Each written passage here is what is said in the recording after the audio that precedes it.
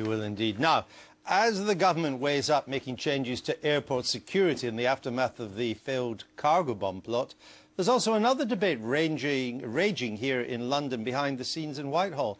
How to respond to terrorism without compromising civil liberties. It's an old argument and an old dichotomy, but it's come back to the fore right now because the government has found itself in a particular bind over control orders and pre-trial detention of terror suspects. A review into anti-terror legislation is currently awaiting publication. But as Anita's just about to explain, the issue presents this coalition government with a real test, Anita. It really, really does, Andrew, because when they signed the coalition agreement, the Conservatives and the Liberal Democrats seemed pretty united in their commitment to upholding civil liberties and to opposing much of Labour's anti-terror legislations. And one area of particular concern is and was control orders, which allow terror suspects effectively to be kept under house arrest without being charged. Now, the Liberal Democrat manifesto, that pledged to scrap control orders completely.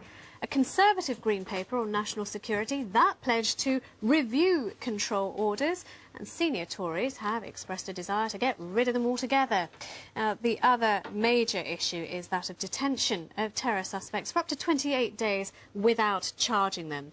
This power has only been activated 3 times in the last 4 years, and in each and every case, no prosecution arose. Lord MacDonald, who is a Liberal Democrat peer and also a former Director of Public Prosecutions, is currently reviewing much of Labour's legislation for the current government.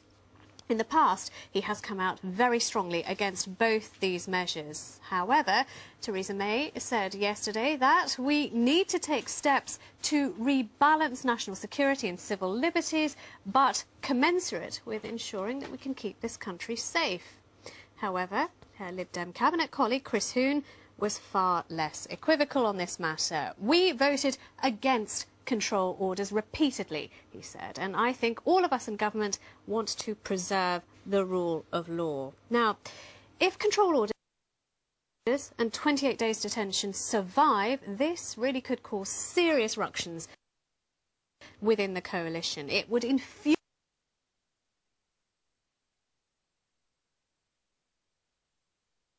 Liberal Democrats, it would anger many Tories to boot.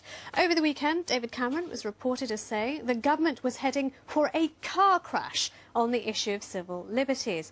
Well, let's now talk to Robin Simcox. Robin is from the Centre for Social Cohesion and has recently written a report on control orders. And on balance, Robin, for or against? For. I think they do an important job from a national security perspective. And I think that's something which the Home Secretary, Theresa May, has come to realise, which is why there's been such a potential problem now between the Lib Dems and the Tories on this. Why for, when you see that 16% of those who are subject to them actually disappear altogether? Well, yeah, this was quite early on in the legislation. I think there's definitely been a lot of teething problems originally, but to me that's a problem with implementation rather than the policy. There's not so much the government can do if some of those under control order simply aren't being monitored effectively, and I think we actually have tightened up on that a lot after that quite ignominious beginning. And now some of the most dangerous people in the UK who we have not been able to convict now in the preferred way, which is of course always the preferred way, is conviction in British courts. Some of those haven't been possible, and so that's where control orders have had to come in. Yeah, I mean, I'm just interested. Pauline Neville-Jones, and one would assume doing the job that she used to do, she ought to know. She says, control orders deny due process to the defendant, don't provide a reliable remedy to security problems posed by terror suspects, and on top of all that, they cost hundreds of thousands of pounds. And as I say, she should know. She should, but I think we have to be a little bit careful here, because I think the nature of, obviously, the Conservatives said a lot of critical things of control orders before they came into power. I think the realities of power have had to have some influence here when you're getting the daily briefings, as I'm sure the Conservatives are now, on the national security threat that's facing this country. It's a lot easier to criticise things like control orders when you don't really have to do anything about it, when you can just attack, for example, the previous government on them. Once you actually have to make responsible national security decisions, I think the whole prerogative on this changes. Thank you very much, Robin Simcox.